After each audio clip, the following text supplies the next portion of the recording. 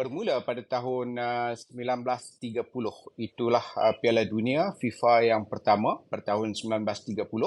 Tetapi sebelum itu tidak ramai yang tahu bahawa pertandingan bola sepak antarabangsa yang pertama sekali berlangsung ialah pada tahun 1872 yang berlangsung di Glasgow, Scotland, yang melibatkan perlawanan di antara pasukan Scotland dan juga England. Itulah mengikut catatan sejarah dalam bola sepak dunia, perlawanan pertama di peringkat antarabangsa melibatkan pasukan Scotland dan juga England. First international tournament, kejohanan pertama di peringkat antarabangsa berlangsung pada tahun 1884 yang dikenali sebagai British Home Championship. Itulah kejohanan pertama di peringkat antarabangsa yang berlangsung jauh pada tahun 1884. Dan selepas itu bola sepak semakin berkembang, dan pada abad ke-20 bola sepak telah menjadi acara demonstrasi di Sukan Olimpik pada tahun 1900 dan juga 1904. Itu serba sedikit. Saya akan sambung kembali cerita pasal sejarah bola sepak dan juga sejarah Piala Dunia. Ingin saya ingatkan kepada anda bahawa kita akan bersiaran selama sebulan ini, siaran secara langsung dari tanah air, dan juga kita akan bersiaran langsung dari Doha, Qatar. Untuk peminat-peminat bola sepak di tanah air, kami sediakan sedikit hadiah kepada anda. Ada kasut bola, ada jersey bola, tetapi jangan lupa ada satu hadiah yang cukup menarik kepada anda yang kami sediakan sepanjang sebulan ini, iaitu tiket menyaksikan perlawanan Manchester United di Old Trafford yang semuanya ditaja oleh pihak penaja kami. Tiket free, tiket penerbangan free, percuma, hotel penginapan percuma. Jadi anda bersiap bawa jersey MU ataupun jersey pasukan yang anda minati untuk menyaksikan perlawanan itu secara live. Secara live dengan merasai sendiri pengalaman berada di Old Trafford. Terbuka, bukan dikhususkan untuk penyokong-penyokong MU saja, tetapi terbuka kepada semua peminat-peminat bola sepak di Malaysia. Jadi nantikan kuis yang akan kami adakan dengan soalan-soalannya cukup mudah, berkisarkan sekitar perkembangan dalam bola sepak, dalam Piala Dunia ataupun bola sepak antarabangsa. Okeylah saudara, sekarang saya ingin membawa anda untuk terbang dari Kuala Lumpur ke Doha, Qatar. Tokoh yang akan bersama kita ialah seorang tokoh yang cukup besar namanya di dalam bidang pengadilan bola sepak, iaitu Supkidin Haji Saleh, seorang referee, seorang pegadil yang berpengalaman di peringkat antarabangsa. Beliau pernah bertugas di Piala Dunia 2010 di Afrika Selatan dan sekarang ini berada di Doha, dan kita akan bertanya kepada beliau macam-macam cerita. Sebenarnya saya nak korek ni, walaupun beliau berada di Doha, tapi kita nak imbas balik nanti ada satu cerita yang menarik apabila beliau terlibat dalam mengadili perlawanan di Piala Dunia 2010 di Afrika Selatan. Kita terus bersama dengan Supkidin Haji Saleh. Assalamualaikum. Waalaikumsalam warahmatullahi wabarakatuh, Datuk Jasni. Apa khabar di sana? Khabar baik, alhamdulillah. Kita di tanah air sekarang ni musim raya. Di Qatar sekarang ini musim Piala Dunia. Nak demam dah ni, nak demam Piala Dunia dah. Bila sampai Ref di Qatar? Saya dekat sini dari 8 hari bulan sampai di sini, dan walaupun kick off 20 hari bulan, tetapi kita bermula daripada 8 tu kita telah mulakan persiapan untuk pengadil, di mana kita perlu mempersiapkan a little bit detail sebelum mereka kita lepaskan untuk perlawanan pertama yang akan dijangkakan pada 20 hari bulan nanti. Okey, sekarang ni petang lah, dalam jam 5 petang gitu di Qatar. Masih Ya, lagi, begitu. ya, masih lagi ada cerah kat situ. Okey, chef pula dah, Ref. Ya. Makan okey kan bila sebut chef tu kat sana. Nasi Arab okey? Oh, okey. Enjoy lah Makan nasi semua Arab okey. Terlalu banyak kat sini lah. Masya-Allah. Ya, ya, okey. Saya sebenarnya nak cerita pasal World Cup 2010 tu, Ref. Pada Mhm. tahun 2010 di Afrika Selatan, satu perlawanan yang mencetuskan kontroversi. Kalau dulu kita masih lagi ingat Hand of God Maradona, dan selepas itu 2010 dalam perlawanan Germany menentang pasukan England. England, ya. Ya, England. Bulan 27 bulan Jun kalau ikut catatan yang saya semak di sini yang berlangsung di Bloemfontein, Afrika Selatan. Chef Ref pada ketika itu bertugas sebagai fourth official, pengadil, pembantu pengadil ataupun pegawai keempat. Ya. Gol Lampard tak dikira pada ketika itu. Walaupun ulang tayang di siaran langsung di TV, kita dapat lihat bahawa gol itu terkena palang dan melepasi garisan gol. Ya, ya. FIFA Presiden Sepp Blatter pun minta maaf, Ref, Ya. dengan apa yang telah berlaku, dan pengadil yang bertugas pada perlawanan itu dari Uruguay, Ya, saya. Jorge kawan Ref jugalah, kan? Jadi itu telah mencetuskan satu dimensi ataupun usaha baru FIFA lah, telah membuka mata sebenarnya kepada FIFA bahawa sudah sampai kepada mereka untuk mencuba teknik dan juga teknikal baru untuk mengesan gol. Jadi ref yang terlibat secara langsung bagaimana usaha oleh FIFA ini tercetus sehinggalah kepada sekarang dan terlibat secara langsung. Kita imbas balik 2010 punya cerita tu, Ref. InsyaAllah. Uh, Baik, saya kembalikan balik nostalgia tu ya. Tahun Ya. 2010 itu. Tetapi senario yang menyebabkan menggunakan VR ini, mereka telah buat kajian itu sebelum 2010, di Okey. mana melibatkan gol Thierry Henry, yang mana dia menggunakan tangan dan jaringkan gol, ya. Tetapi sukar, sangat sukar untuk dikesan oleh mata kasar ataupun sebagai oleh mana-mana pengadil lah, memang sukar. Dan disebabkan jaringan tersebut, salah satu pasukan kalau tak salah Ireland ataupun Scotland, dia tersingkir daripada saingan untuk ke Piala Dunia. Dan di situ bermulalah kajian yang dilakukan oleh pihak di Netherlands. Mereka mencuba buatkan eksperimen bagaimana teknologi boleh membantu memperbaiki atau memperbetulkan kesilapan yang berlaku, ya, yang jelas. Kemudian semasa 2010 itu, bila Lampard daripada England membuat satu shooting daripada jarak jauh, dan begitu jugalah keadaannya sangat sukar kepada mana-mana pengadil dan juga penolong pengadil contohnya, ya, untuk mengesan disebabkan speed, kelajuan bola tersebut, terutamanya pula apabila dia telah menyentuh palang gol. Dia punya speed tu akan bertambah lagi. Jadi bila dia kena deflect dan turun ke tanah dan melepasi garisan gol, ya. Jadi di situ saya boleh katakan kita dapat lihat gol melalui masa itu ada ulang tayang sedikit di screen board.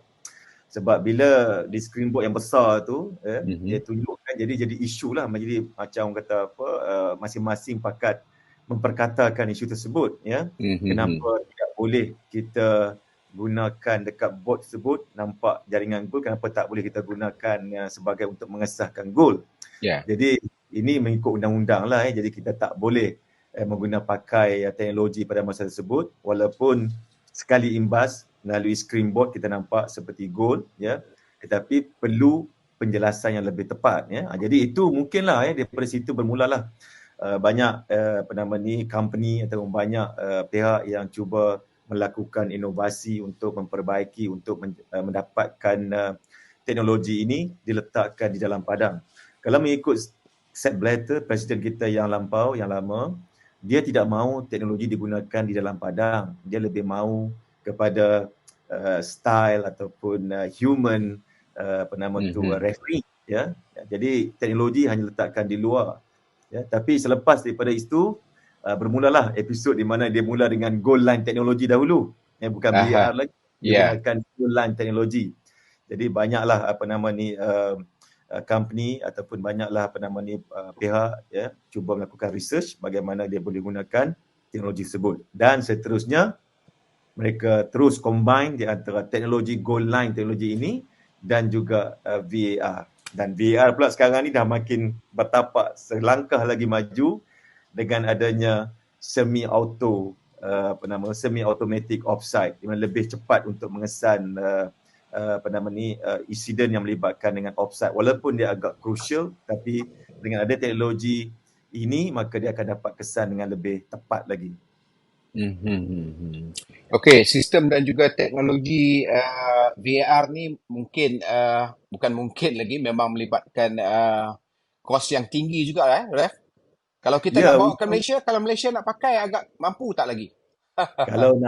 kalau nak bawa ke Malaysia, janganlah bawa Ferrari ataupun Lamborghini, kan. Jangan bawa Mercedes, kita bawa yang kancil dululah, yang kecil dulu, ya. Oh, ada Kalau yang nak murah bawa sikit yang dia Ya. ada kod, dia ada yang Ya. tertentu lah, ada jenis-jenis tertentu type yang daripada company ni, contoh Media Pro ataupun Hawkeye, Jadi ini antara dua company yang agak established, yang bagus.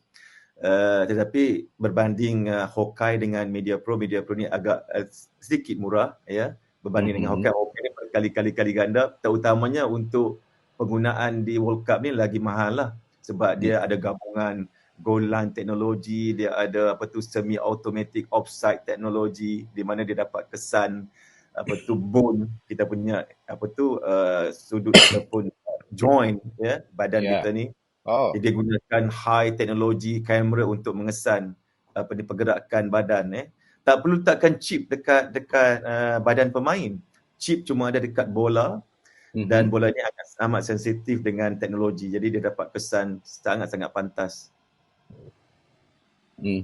Baiklah, insyaAllah kita doakanlah Ref, semoga dengan teknologi yang ada ni dan kita di Malaysia juga dapat menggunakan teknologi yang sama, kerana ada kalanya beberapa perlawanan yang melibatkan liga tempatan kita menimbulkan sedikit kontroversi lah. Ada 2-3 keputusan yang dilakukan oleh pengadil ataupun pembantu pengadil yang mencetuskan persoalan. Baik, kita tak nak cerita pasal liga di Malaysia. Sekarang ni chef di Qatar. Apa chef buat sebenarnya di Qatar ni? Sebab apa yang saya tahu sebagai technical instructor FIFA, satu tugas yang berat ni. Ya, kita kalau pengadil agak orang kata gagal, maksudnya kita gagal lah mempersiapkan mereka. Jadi itu antara tugasan kita. Jadi bermula daripada 8 bulan seperti saya katakan tadi, kita telah mempersiapkan pengadil ini. Antaranya di sini kita dalam kelas kita letakkan kita sampaikan kita punya filosofi. Bagaimana kita tidak mengesan kesalahan yang dilakukan oleh pemain, ya. Dan di sini juga kita bukannya rely ataupun kita bergantung terlalu harap sangat dengan VAR, tidak. Di sini yang pertama sekali kita lakukan ialah mempersiapkan pengadil, di mana mereka perlu memberikan keputusan mereka dahulu. Jadi kita bukan hanya blow whistle tunggu VAR, tidak. Kita tak nak VAR, ya. Kita nak referee tu yang buat keputusan dengan tepat, ya. Jadi dalam kelas kita tunjukkan banyak klip technical yang agak grey, yang mana dia bukan black and white, ya. Jadi kita bincang dengan mereka apakah filosofi kita, apakah yang kita expert, harap kita keputusan yang mereka akan buat.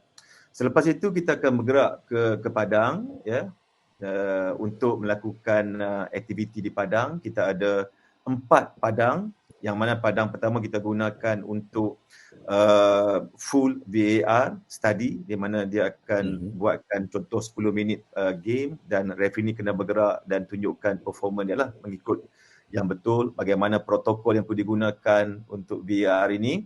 Kemudian padang yang kedua pula kita gunakan untuk fitness, full untuk fitness sahaja, di mana mereka akan mempersiapkan pengadil dari sudut kecergasan. Kemudian mereka ni akan bergerak. Semuanya dilakukan serentak, ya. VAR buat. Kemudian satu padang lagi ni kita gunakan untuk instant feedback, juga menggunakan VAR. Dan separuh lagi padang pula kita gunakan untuk technical untuk memperbaiki bagaimana pengadil boleh membuatkan keputusan. Jadi kita ada 4 padang yang kita gunakan sepanjang berada di sini. Dan di sebelah petangnya pula, pengadil akan terlibat juga dengan satu kejohanan yang kita namakan sebagai Referees Cup. Jadi Referees Cup ini kita gunakan sebagai persiapan untuk pengadil ini, tune dia punya personality, style, teknik untuk decide, make decision correctly dan sebagainya. Jadi kita dengan harapan kita, sebab kualiti perlawanan di sini pun bagus. Ya, kita gunakan daripada dipanggil Lig 1 ya di sini. Liga Utama Qatar, ya. Liga Utama di sini dia bukanlah yang hak profesional, tetapi boleh katakan semi pro, di mana dia ada juga foreigner player yang baik-baik di sini ya. Kemudian gamenya agak mencabar. Jadi kita gunakan game ini sebagai untuk tune dia orang ni sebelum kick off pada 20 hari bulan. Dan Referees Cup ini akan berterusan sampai 26 hari bulan untuk final. Jadi kita ada masa yang baik, kita ada masa yang panjang dan kita boleh buat penilaian di mana kita perlu perbaiki dan pengadil mana yang kita boleh kenal pasti untuk game-game yang tertentu. Baiklah Chef, Ref, saya pernah ke Doha ketika FIFA Arab Cup dan pada ketika itu hanya satu stadium je yang belum siap. Yang ketujuh stadium semua yang lain tu memang dah siap kecuali stadium untuk final, Lusail Stadium. Kelengkapan, persiapan memang saya rasa memang cukup hebatlah apa yang dilakukan oleh Qatar, kerana mereka bukan saja mewakili benua Asia tetapi juga daripada negara-negara Arab. Apa yang Ref nampaklah persiapan Qatar? Ref pernah ke Afrika Selatan, pernah ke Brazil, pernah ke Rusia dan sekarang ini Qatar. Walaupun negara yang kecil tetapi dengan persiapan, kemudahan sambutan mereka, facilities di stadium. Ya, kalau kita lihat daripada kesemuanya sekali ini, Qatar ini, semasa saya berada di Rusia contohnya, mereka bawa satu delegasi. Bagaimana mereka boleh mengatasi apa yang dibuat oleh Rusia. Di Rusia itu dah cukup baik, tetapi mereka cuba lagi untuk memperbaiki dan mengadakan yang lebih baik daripada apa yang terdapat di Rusia. Jadi apa yang saya dapat katakan di sini, pihak Qatar, ya, mereka sangat serius. Mereka tidak membenarkan sekecil-kecil yang isu yang boleh menjejaskan nama Qatar sebagai penganjur perlawanan Piala Dunia ini. Jadi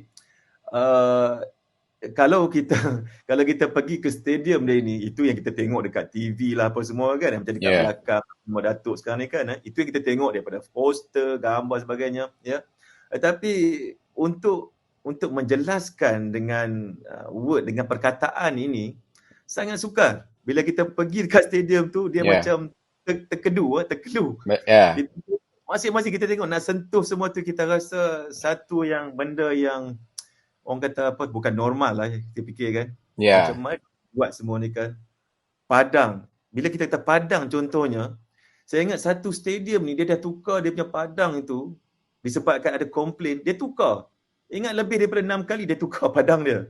Supaya tak berkuali. Dia nakkan yang terbaik untuk World Cup ini.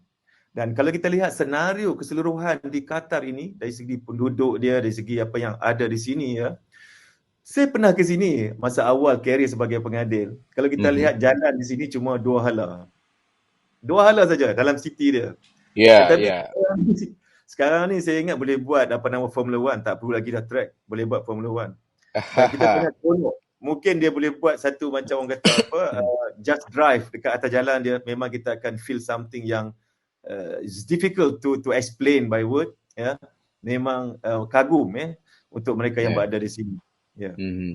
Yalah, segalanya kerana kesanggupan dan juga kesungguhan, dan satu lagi ialah fulus lah.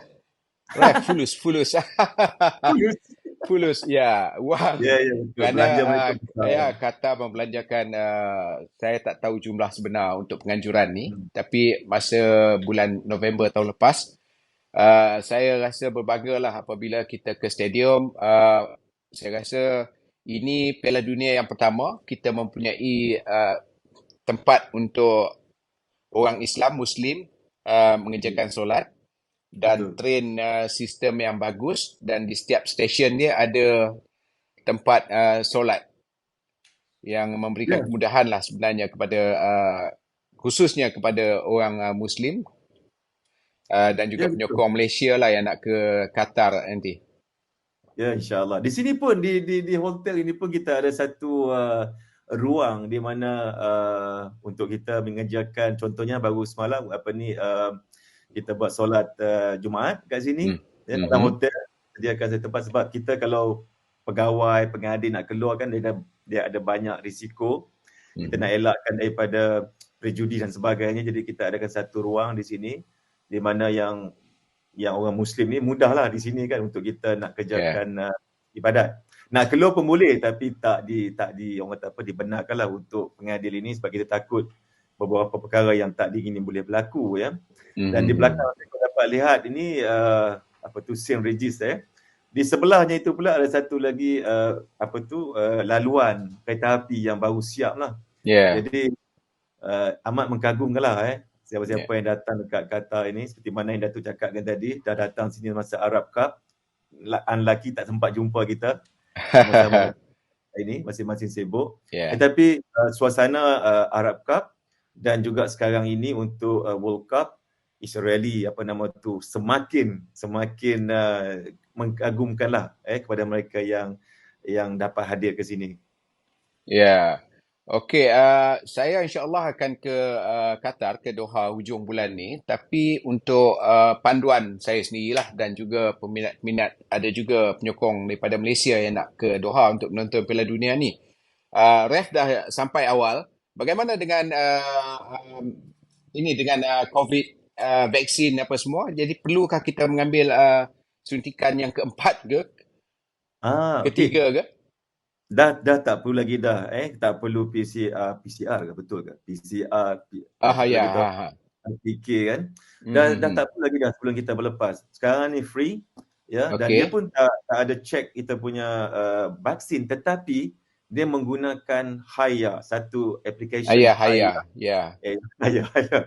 Habibi. Jadi Ya. Haya tu kita akan masukkan semua detail data kita. Jadi bila kita Mhm. datang sini nanti sangat mudah. Jadi pasport tidak lagi perlu melalui immigration yang manual seperti biasa. Cuma kita pergi ke dia punya satu lagi sistem, just go through, letakkan pasport. Kepada Mhm. mereka yang sudah ada approval Haya. Jadi cuma letakkan scan pasport kita dan kita boleh keluar terus ke bagasi, dan Mhm. kemudian tak ada siapa-siapa lagi nak check kita punya COVID positif pun tidak. Semua berjalan lancar sekarang ni. Alhamdulillah, berita baik, sebab saya pun takut juga nak pergi check. Itu. Okey, Ref, kita Ya. dah panjang bercerita. Saya nak ucapkan selamat bertugas, selamat maju jaya di Doha, Qatar, kerana Ref juga sebenarnya mewakili bendera Malaysia lah di Piala Dunia kali ini, walaupun pasukan kita insya-Allah mungkin suatu hari nanti akan beraksi di Piala Dunia. Nasihat Ref lah untuk ataupun kata-kata semangat ataupun apa komen Ref untuk Piala Dunia kali ini. Kerana berbeza ni. Dia kembali semula ke negara Asia. Sebelum ini Korea, Jepun agak sejuk, tapi sekarang ni di negara Arab. Silakan Habibi. Ya Habibi. Saya rasa Piala Dunia kali ini memang satu yang sangat mencabar, ya.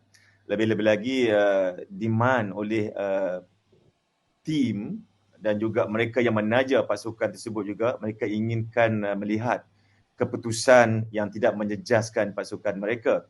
Jadi itu juga satu cabaran untuk kami di sini untuk seboleh-bolehnya memastikan supaya tidak ada game, tidak ada pasukan yang kalah disebabkan oleh keputusan pengadil yang Mhm. salah, ya. Jadi itu tugasan yang pertama kita, untuk memastikan supaya seiring dengan kita punya motto, iaitu protect the game and protect the safety of the player, ya. Dan kepada mereka yang ingin datang ke sini, tak perlu bimbang, ini negara yang sangat-sangat selamat, ya. negara yang mementingkan keselamatan mereka yang datang mengunjung ke sini, dan mereka cuba menyediakan sebaik-baiknya laluan memudahkan kita untuk memasuki ke Qatar. Dan kepada pasukan kita sendiri, pasukan Malaysia, insyaAllah jangan bimbang. Kita tahun yang akan datang ini, edisi yang akan datang, seperti mana yang digembar-gemburkan akan berlakunya penambahan pasukan. Mungkin kita akan berpeluang dengan coach yang baru, dengan effort ataupun dengan pemikiran yang baru daripada pihak Esko, Presiden. Jadi kita berharap pasukan kita juga akan berjaya, dan saya juga ahlan wa sahlan menanti-nanti kedatangan Datuk Jasni. Nombor telefon saya tak bertukar daripada dulu sampai sekarang. Ya, insyaAllah. Nanti kita pergi kena shisha dan juga teh tarik Qatar di Zouk Al-Waqif. Baik, terima kasih Ref kerana meluangkan waktu bersama kami dari tepi padang kali ini. InsyaAllah kalau ada apa-apa perkembangan, kita akan cuba hubungi Ref sekali lagi lah di Doha, Qatar. InsyaAllah. Terima kasih kepada Datuk. Ya, terima kasih Ref. Okeylah saudara, itu Subkidin Haji Saleh, pengadil yang pernah bertugas di Piala Dunia 2010 di Afrika Selatan, dan 2014 beliau bertugas juga di Piala Dunia selaku FIFA instructor dengan tugas yang sama 2018 di Rusia, dan sekarang ini di Qatar memikul amanah dan juga tugas yang sama selaku FIFA Technical Instructor. Kita ucapkan selamat bertugas dan juga selamat maju jaya kepada Subkidin, dan dari tepi padang ingin berehat seketika. Jangan lupa selepas ini kita akan berlintas langsung lagi untuk meninjau persiapan dan juga kemeriahan, tapi bukan kemeriahan Piala Dunia. Sebaliknya, peminat-peminat bola ni dia layan EPL. Kita akan terbang ke utara tanah air selepas ini. Jangan ke mana-mana.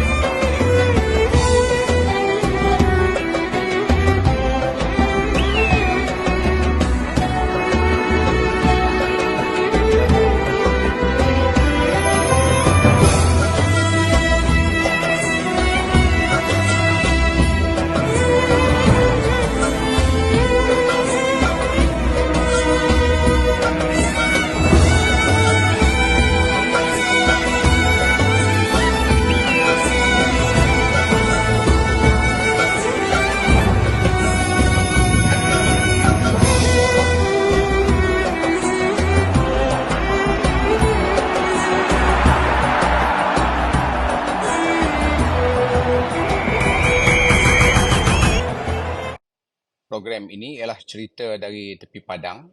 Memang selepas ini ataupun dalam live ini kita akan cross over untuk menyaksikan peminat-peminat Liverpool berkumpul di utara tanah air untuk menyaksikan perlawanan EPL, English Premier League. Dan orang kuat Liverpool pun dah ada di sana. Kalau dapat kita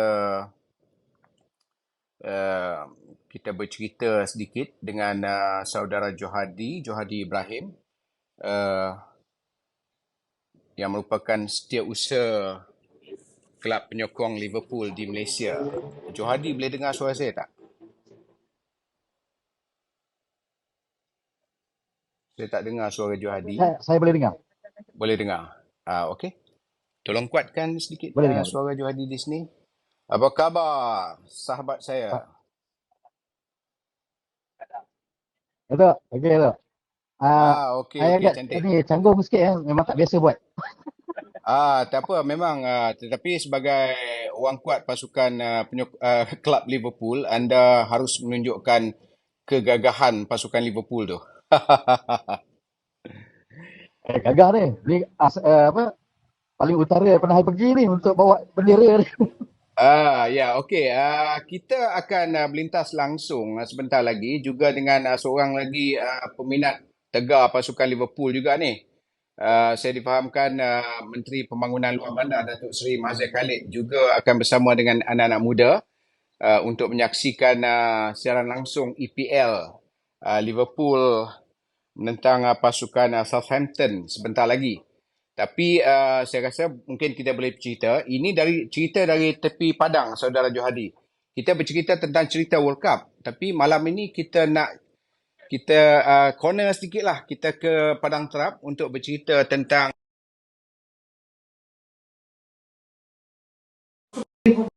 mempunyai dua je kan pemain dalam pasukan kebangsaan England di Piala Dunia Qatar. Kalau England, 2. Dia hampir kesebelasan utama tu ada Al-Wakil ni lah. Mana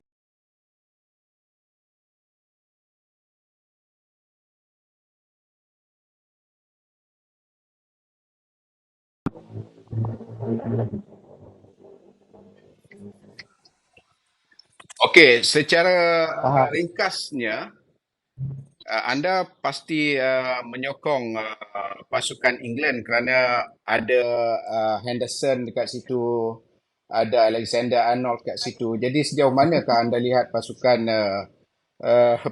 England di Piala Dunia kali ini? Ya tu, pembetulan. Saya menyokong England paling terakhir bila our Captain Dynamo Steven Gerrard. Bila dia bersara, saya tak follow dah England. Itu saya boleh beritahu lah.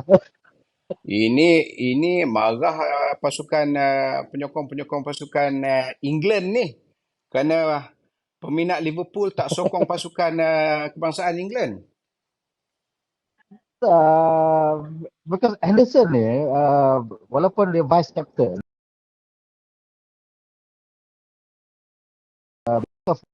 usia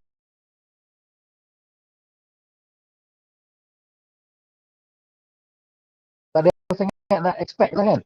Jadi Trent pun second choice left back. So I guess tak ada benda sangat nak diharapkan pada England. I'm lebih kepada tengok kami punya wakil dekat Brazil. Kita ada Alisson terutamanya, our number one goal.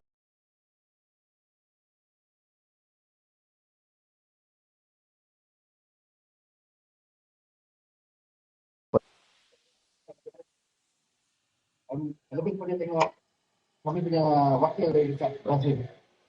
Kita ada Alisson terutamanya, our number one goal.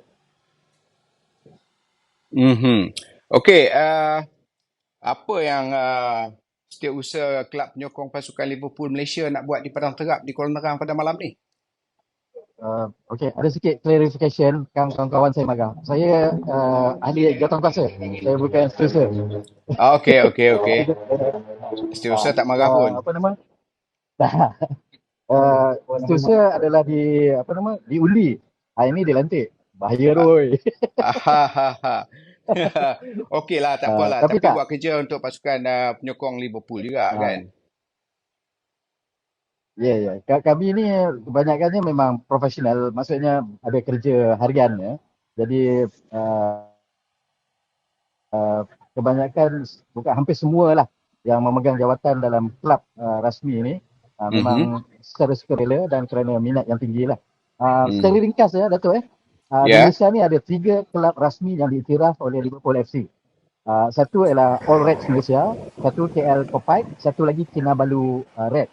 Okey. So bila sebut Kinabalu Reds ni, dia memang berpaksi di Sabah, KL Popeye di Lembah Kelang.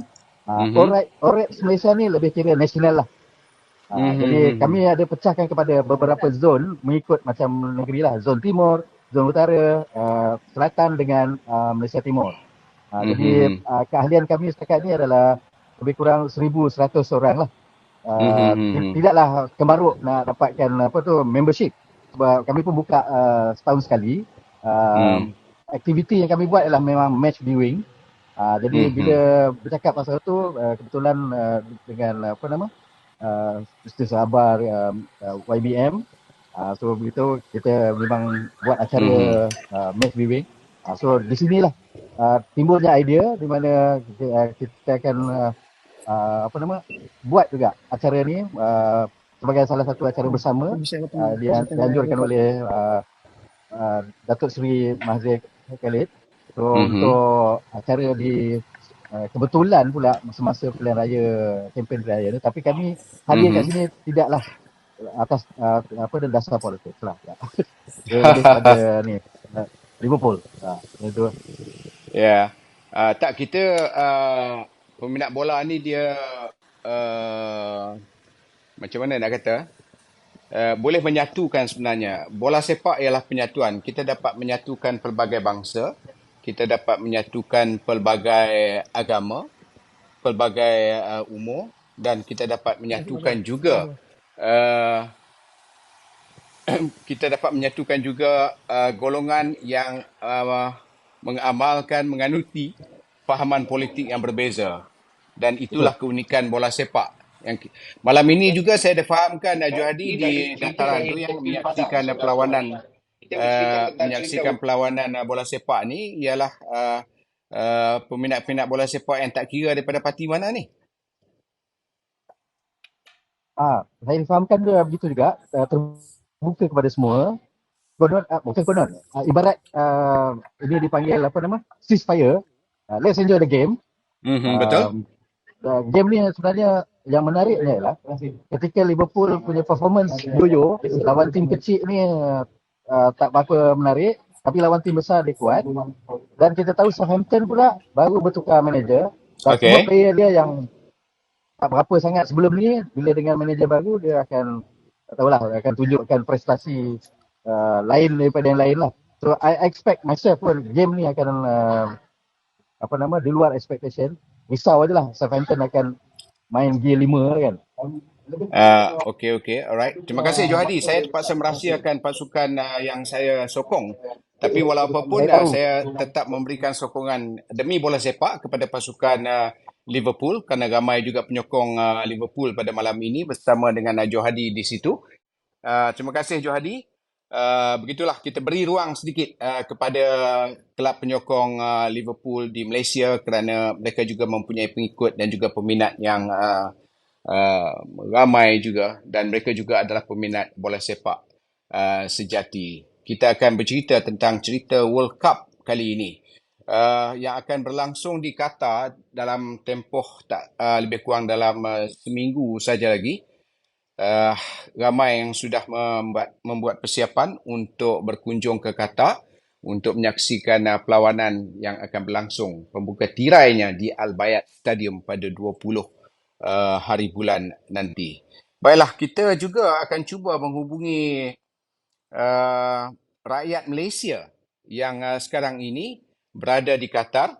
Mereka adalah sebahagian daripada rakyat Malaysia yang mendiami di Qatar, sama ada bertugas ataupun mengikut suami, mengikut isteri. Tapi tak apalah, mereka dapat sebenarnya bertuah dapat mengikuti perkembangan Piala Dunia kali ini kerana mereka berada di bumi Qatar. Saya akan cuba untuk menghubungi seorang rakyat Malaysia yang sekarang ini berada di Old City, Doha, Qatar ataupun di National Museum.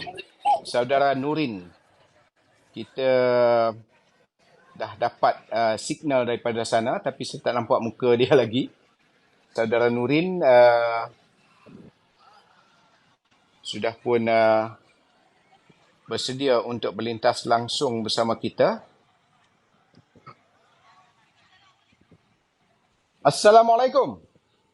Saudara Nuril. Waalaikumsalam Datuk. Ya, dengar ke Datuk? Clear?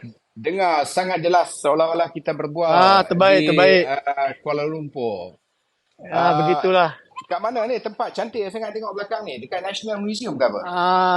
Tak. Tadi kita orang turun metro dari National Museum. Sekarang ni kita berjalan dalam few kilometer untuk sampai belakang saya ni kita panggil Flag Plaza lah. Yang actually tempat ni Qatar government dia baru develop lah untuk sempena untuk World Cup. So ni semua bendera-bendera yang ada hubungan diplomatik dengan Qatar actually. Tapi malam ni dia tak berkibar sangat Datuk sebab dia hari ni dia tak berangin lah. So saya tengah cari bendera Malaysia tak jumpa lagi. Bagaimana cuaca di Qatar pada ketika ini? Alhamdulillah sekarang ni dia dah nak beralih kepada musim sejuk dan malam kita nampak ramai orang dah start mula keluar pergi taman apa semualah. Dia banding dengan yang sebelum ni masa musim sama memang semua duduk 24 jam aircon tu. Tapi sejuk di Qatar taklah sesejuk di seperti di Europe, di Eropah, kerana pasukan Eropah bimbang ni. Dia kata walaupun sejuk tapi tak cukup sejuk bagi dia orang. Datuk, saya tak berapa clear Datuk, ada crossover daripada tempat lain. Oh ya. Okey, tak cuaca yang sejuk di Qatar, mungkin pemain-pemain dari negara Eropah dia kata tak cukup sejuk bagi dia tu. Tapi dia orang tak perlu risau tu sebab semua pitch semua dia punya suhu dikawal tu, semua AC. tak perlu risau. Betul. Saya di Doha bulan tahun lepas November untuk FIFA Arab Cup dan melihat stadium memang ada AC aircon lah. Sistem penghawa dingin di sekeliling stadium. Ya, betul. Sekejap Datuk, saya bagi saya punya kamera luar sekejap. Okay, ini semua bendera-bendera yang ada lah kat sini. Dia tak berapa nak berkibar. Okey. Saya tengah cari dia punya signboard yang mengatakan kita panggil dia punya pengenalan lah. Benda tempat ni kan. Tapi kita panggil tempat ni Flag Plaza lah. Dia tak jauh daripada Corniche tu. Oh ya. Dah ada pasukan yang tiba di Qatar tak? Saya dipahamkan US dah sampai dah tu. Ya, dah start US dah training dah sampai. pun. Oh ya. Dan mungkin malam ni ataupun malam besok Morocco. Ya. Oh, saya dah nampak dah bendera Malaysia. Sekejap. Oh ya, kita negara kita tak beraksi di Piala Dunia, kita tengok bendera kita di Qatar pun dah cukup bangga bagi kita lah. Betul. Dia punya perasaan tu lain macam tu. Ya. Ini dia bendera Malaysia tu.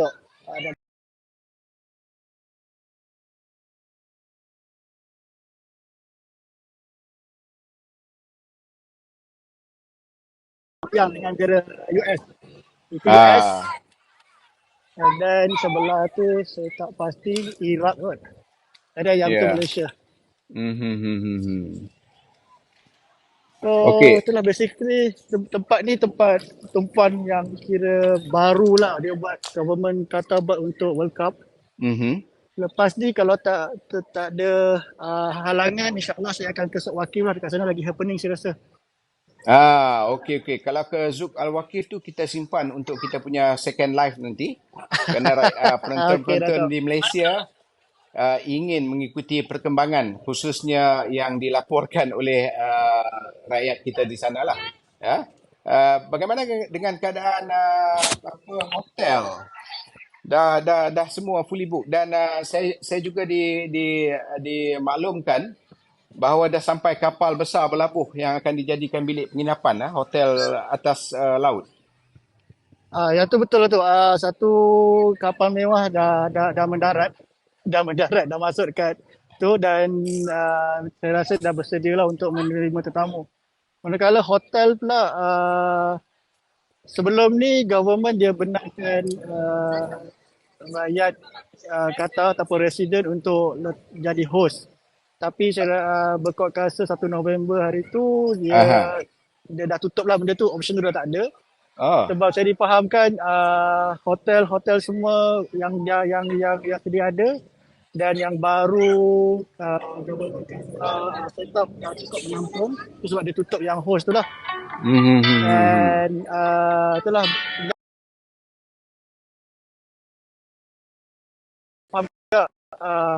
bermula daripada round of 16, orang luar yang tak ada tiket pun dah boleh masuk semula ke Qatar. Hanya download Haya Card sahaja. Haya apps. Ya, Haya Card sebelum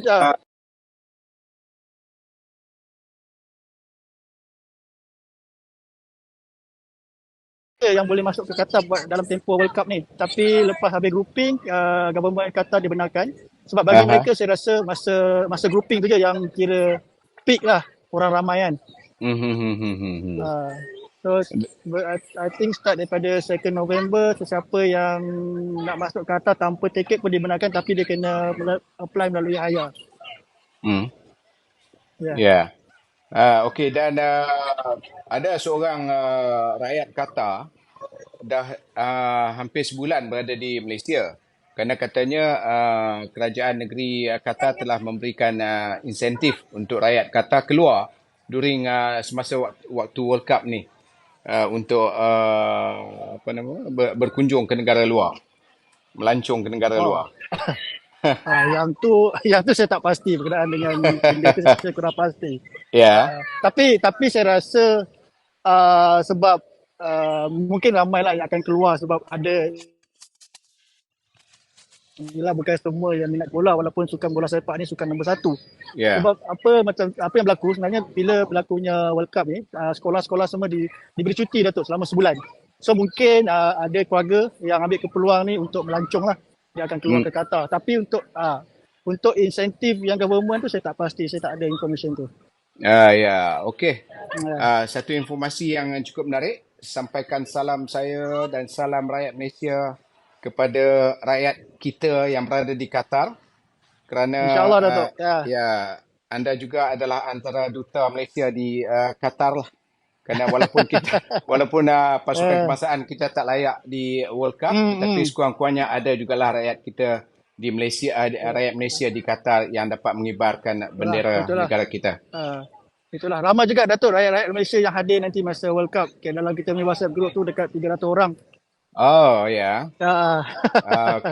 So bagus. kita memang nanti-nantikanlah kehadiran semua. Kita alu-alukan semua untuk marhaba Qatar. Haya. Ya Datuk. Okey Nuril, terima kasih banyak. InsyaAllah kita akan bersiaran lagi mungkin dalam live yang akan datang. Okey Datuk. Baik, terima kasih. Assalamualaikum. Assalamualaikum. Waalaikumsalam warahmatullahi. Baiklah, itulah antara gambaran yang jelas diberikan oleh rakyat negara kita yang berada di Qatar. Baiklah, kita akan berehat seketika kerana kami akan hiburkan anda dengan lagu Arab lah. Kalau dari Qatar ni apa lagi yang kita nak dengar, tapi memang lagu ini memang saya suka. Haya. الحلم لينتشر عبر الوطن العربي هنا من خلال هذا المشهد الكبير قطر.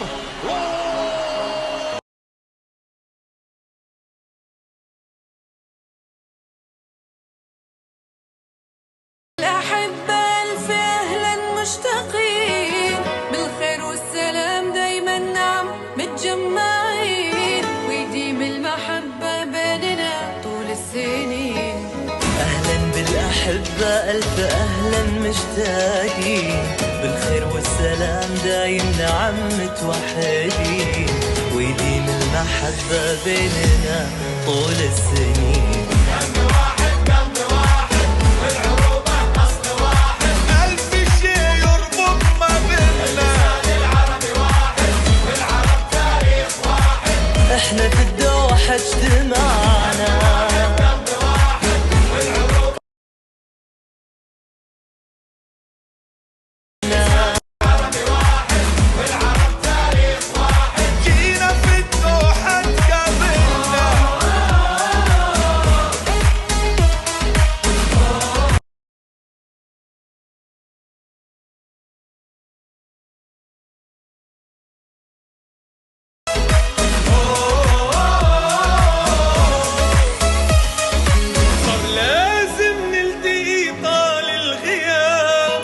زمن الوصل العربي عم يرجع شباب، جينا واجتمعنا نرجع الحلم اللي غاب. دار لأنه الشمس دوامة بيغيب، لأنه في محبوب عم ينطر حبيب. حقق وعد عشنا يا رب عن قريب. قلب واحد قلب واحد والعروبة أصل واحد، اللي جاي يربط ما بيننا اللسان العربي واحد والعرب تاريخ واحد. هنا في الدوحة اجتماعنا. قلب واحد قلب واحد والعروبة أصل واحد، ألف شي يربط ما بيننا اللسان العربي واحد والعرب تاريخ واحد. احنا في الدوحة اجتماعنا. أهلا بالأحبة أهلا مشتاقين، بالخير والسلام احنا متجمعين، ويديم المحبة ربنا. Saya dapat cerita bahawa pemain-pemain pasukan-pasukan telah pun tiba di Doha, Qatar untuk memulakan ataupun menyesuaikan diri dengan keadaan cuaca. Cuaca memang agak tak terlalu panas tetapi tak terlalu dingin. Walaupun begitu, pihak tuan rumah Qatar telah pun membina 8 stadium. Cuba anda bayangkan 8 stadium baru yang mempunyai sistem penghawa dingin. Macam kita duduk kat dalam rumah ada aircon. Jadi masalah komplain daripada pemain-pemain bahawa mereka bermain dalam keadaan cuaca panas, dalam suhu yang panas tidak lagi menjadi persoalan kerana seluruh stadium mempunyai sistem penghawa dingin. Itulah kehebatan Qatar dengan 8 stadium. Saya akan bercerita lebih lanjut mengenai stadium-stadium ini selepas ini, dan saya dipahamkan kita akan lihat satu perkembangan yang menarik, cerita yang menarik yang kami titipkan kepada anda hari ini ialah mengenai 3 sahabat dari Argentina yang berbasikal, yang mengayuh basikal untuk ke Qatar. Mereka menghabiskan masa 175 hari merintasi lebih 10,000 kilometer kayu basikal. Dan untuk sampai ke situ mereka telah mengambil masa lebih 4 bulan. Jadi banyak pengalaman yang mereka kongsi, dan pihak kami telah dapat menemu bual peminat tegar dari Argentina untuk Lionel Messi and Company.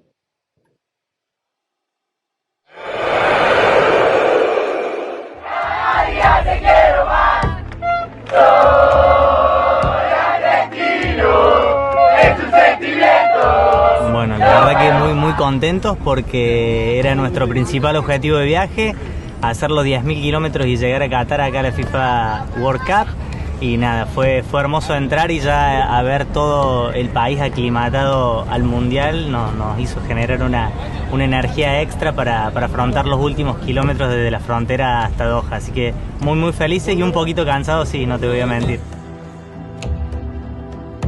Arrancamos en mayo a pedalear desde Sudáfrica. Y el desafío mayor fue el último, que fue cruzar el desierto de Arabia Saudita. Tuvimos que hacer 2.000 kilómetros, hicimos más o menos 150 kilómetros por día, y era levantarse, comer algo, desayunar, salir a la ruta. La verdad que una aventura increíble, más que una aventura fue una escuela de vida. Fue impresionante todas las cosas que hemos vivido, todavía no procesamos, no nos damos cuenta, no dimensionamos de lo que hemos logrado. Sí, nos pone muy contentos.